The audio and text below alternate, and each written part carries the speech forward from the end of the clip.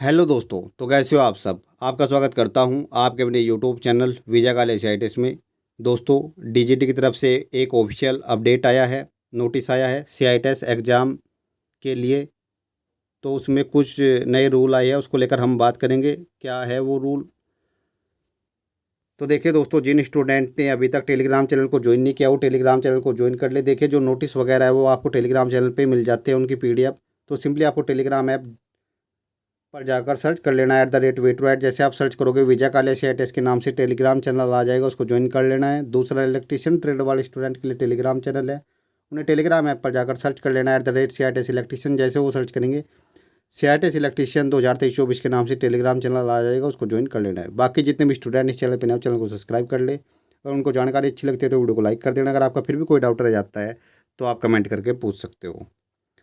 अब देखिए, जो स्टूडेंट सीआईटीएस फाइनल एग्जाम की तैयारी अपने से करना चाहता है वो सिंपली इस व्हाट्सअप नंबर पे मैसेज कर सकता है। यहाँ से आप कंप्लीट स्टडी मटेरियल ले सकते हो। और हाँ दोस्तों, ये स्टडी मटेरियल पेड है। ठीक है, जो भी स्टूडेंट लेना चाहता है वो सिंपली इस व्हाट्सअप नंबर पे मैसेज कर सकता है। अब यहाँ पर देखिए, जिस नोटिस की मैं बात कर रहा हूँ वो नोटिस है ये, जो डीजीटी ने जारी किया है। और ये नोटिस आया था आपका 28/5/2024 को, ये देखिए। और यहाँ पर जो इसका सब्जेक्ट है वो है number of attempts allowed to pass the all India trade test of scheme under DGT, CTS, CITS, flexi MOU, COE and ATS.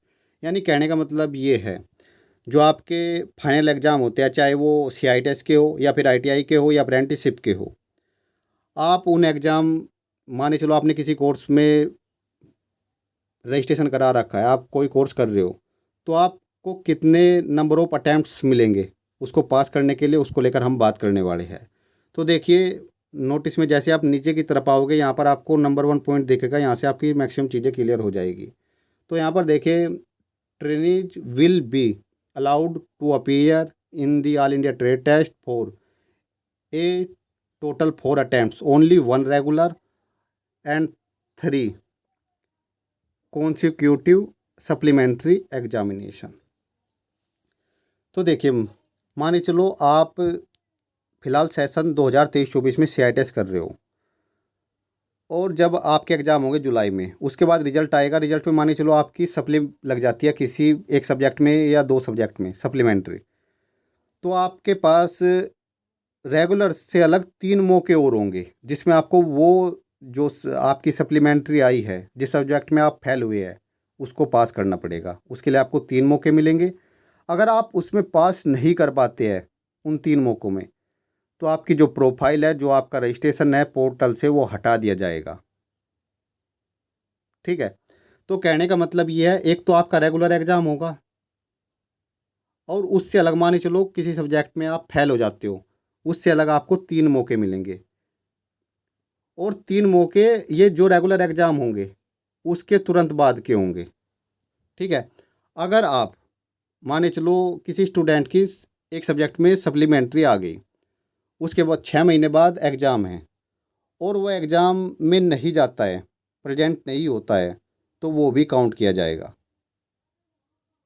ठीक है, तो ध्यान रखना, आपके पास एक तो जो रेगुलर एग्ज़ाम होगा, एक मौका तो वो होगा, और उसके बाद उससे अलग 3 मौके होंगे।